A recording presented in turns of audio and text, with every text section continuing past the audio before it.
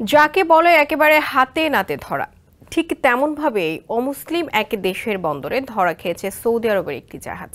আর সেই জাহাজ ভরা ছিল অস্ত্রে। বিভিন্ন প্রতিবেদনে দাবি করা হয়েছে এই অস্ত্র ইসরায়েলে যাওয়ার কথা ছিল। এমন ঘটনা প্রকাশ্যে আসতেই হইচই পড়ে গেছে। ইসরায়েলের সঙ্গে সৌদির আনুষ্ঠানিক সম্পর্ক নেই, কিন্তু সাম্প্রতিক ইরান ইসরায়েল যুদ্ধে সৌদিকে পাশে চেয়েছিল আমেরিকা। তখন ইসরায়েলকে সহায়তা করতে অস্বীকৃতি জানিয়েছিল সৌদি, কিন্তু এবার অস্ত্র পাঠানোর মতো গুরুতর অভিযোগ উঠল দেশটির বিরুদ্ধে। অবশ্য অস্ত্র পাঠানোর বিষয়টি নাকচ করে দিয়েছে সৌদি আরবের জাতীয় শিপিং কোম্পানি বাহরি। সোমবার নিজেদের ওয়েবসাইটে এ নিয়ে আনুষ্ঠানিক বিবৃতিও দেয় তারা। বাহরি তাদের বিবৃতিতে জানায় এই অভিযোগ পুরোপুরি মিথ্যা এবং এর কোনো ভিত্তি নেই। যমুনা স্মার্ট রেফ্রিজারেটর, স্মার্ট লাইফে স্মার্ট রেফ্রিজারেটর।